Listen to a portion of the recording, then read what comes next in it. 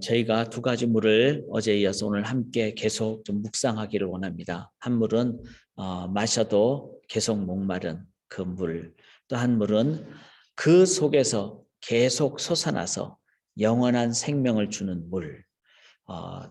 이제 제목을 제가 좀 이렇게 빨간 글씨로 강조를 했습니다. 그 속에서, 이 말은 뭐죠? 우리의 속에 있고 계속 솟아나서 우리 속에서 한 번이 아니라 계속 솟아나는, 그리고 이것이 영원한 생명을 주는 물, 그래서 영생으로 인도함 받는 물.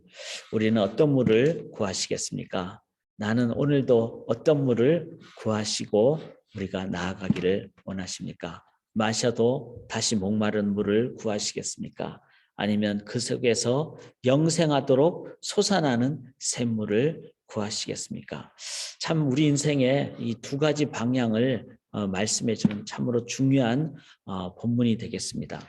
실제 우리의 삶을 살펴보면 마셔도 끝없이 목마른 물을 우리가 지금 추구하고 있지 않는가 돌아봐야 됩니다. 어제 이어서 우리가 계속 좀 살펴보기를 원하는데요.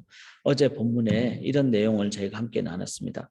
1절에 보면은 세례를 베푸시는 것이 요한보다 많다 이렇게 했는데, 바로 사람들은 사람들의 어떤 인기, 그리고 사람들의 어떤 그 더 많이 따르는 상황, 거기에 우리는 그 주목을 하죠. 그래서 연예인들이 인기가 좋으면은 막 좋지만 그 인기가 계속하기가 쉽지 않죠.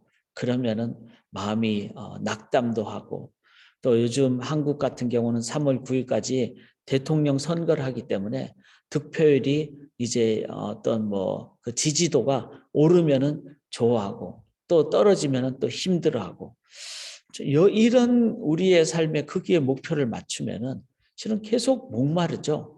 설사 대통령이 된다고 해서 참된 만족이 있을까요?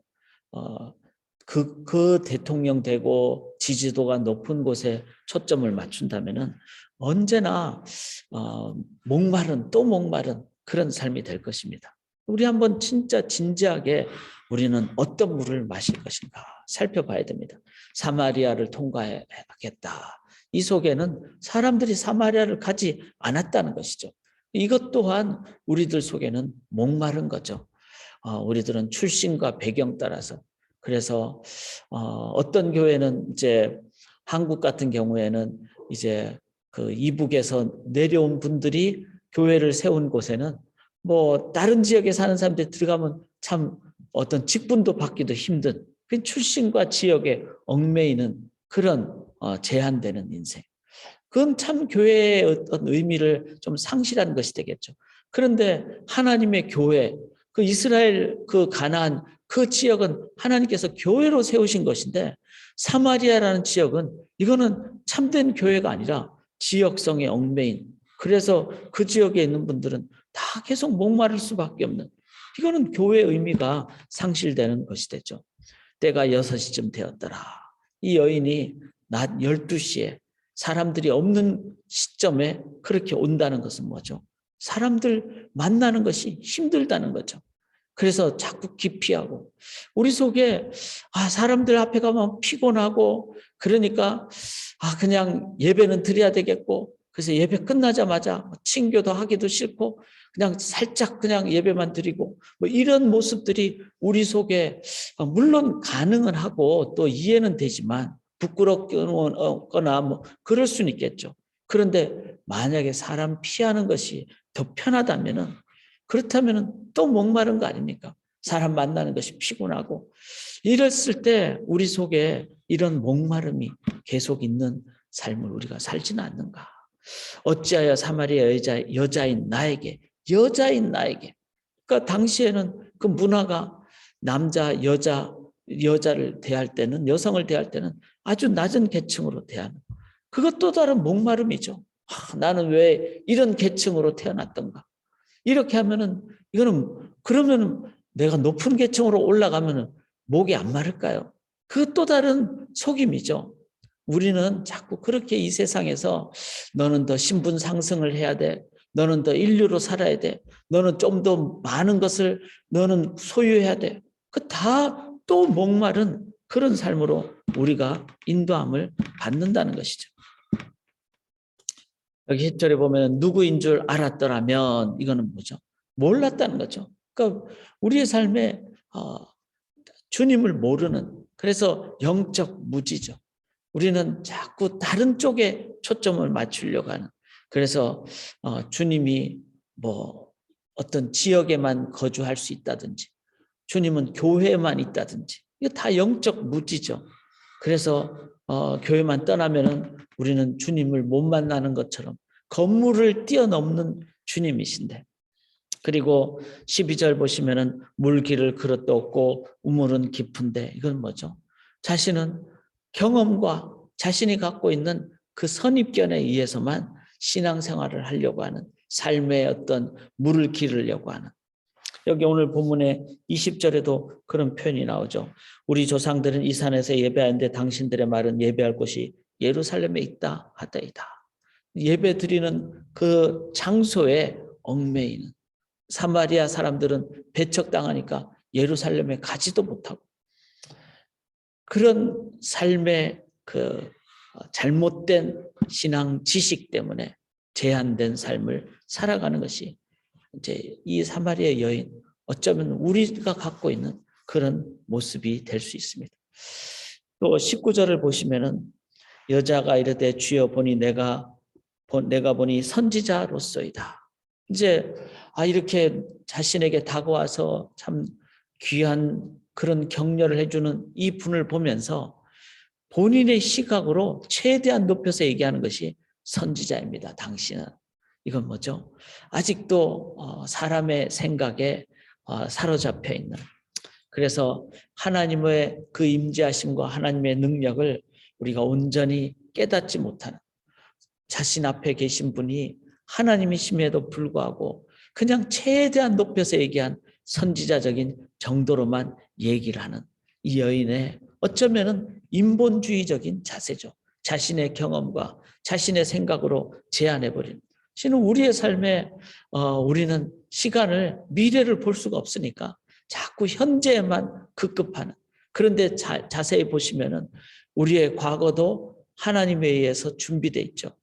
영원 전부터 계신 하나님에 의해서 계획되어 있고, 우리의 미래도 영원 후까지 계시는, 영원토록 계시는 그 하나님이 나의 아버지 하나님이라면은 나의 미래는 누구에 의해서? 하나님에 의해서 인도함을 받는데, 그걸 기억할 때 우리들은 내 현재적인 시간의 어떤 것에 제한되지 않고 하나님이 나의 죽음 넘어서까지 삶도 이끄시는 것에 대한 담대한 믿음으로 나가야 되는 줄 믿습니다.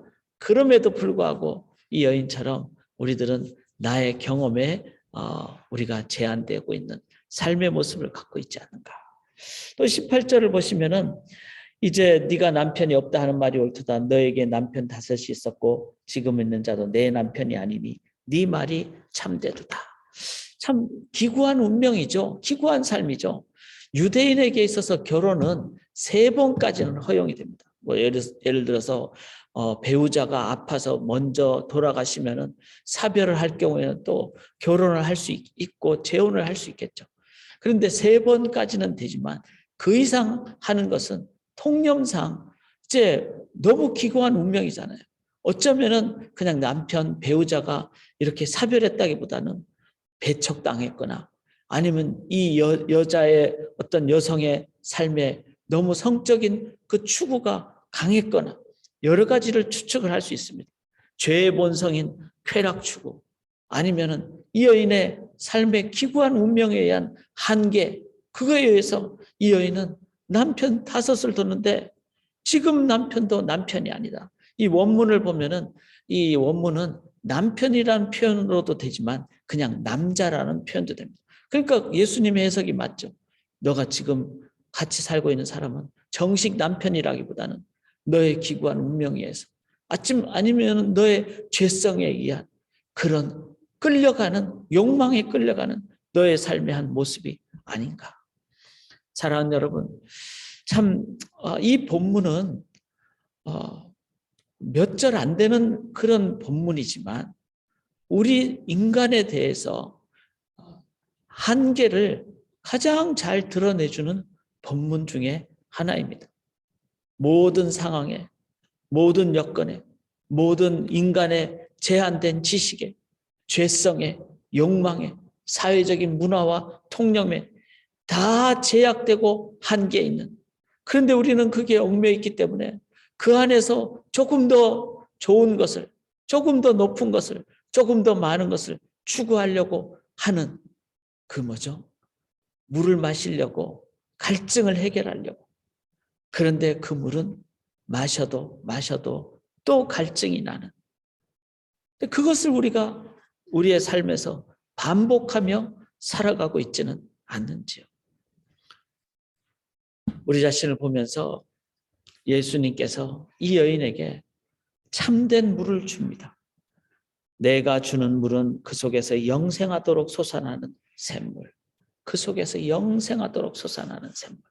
이 물을 예수님이 말씀하시니까 이 여인은 이때까지 너무 지쳤죠. 평생 자신은 마셔도 목마른 그 물 때문에 지친 이 여인에게 그 속에서 영생하도록 솟아나는 샘물, 이것 주겠다. 그러니까 이 여인이 빨리 주세요. 빨리 주세요. 사랑하는 여러분, 우리에게 이러한 갈급함 다 있을 줄 믿습니다. 우리도 이 새벽에 그 영생하도록 솟아나는 샘물, 그게 뭘까요? 그러자 예수님이 뜬금없이 여자야 내 말을 믿으라. 이 산에서도 말고 예루살렘에서도 말고 너희가 아버지께 예배할 때가 이르리라. 예수님은 예배라는 말로 결론을 맺습니다. 예배는 뭐죠? 하나님을 만나는 곳, 하나님을 하나님으로 섬기는 것. 이 예배는 하나님의 임재를 체험하는 것. 인간 사회 속에 아웅다웅하는 것이 아니라 하나님의 그 영광과 능력과 풍성함을 체험할 때 영생하도록 솟아나는 샘물을 마시게 되는, 예수님만이, 하나님만이 주실 수 있는 정답을 우리에게 주십니다.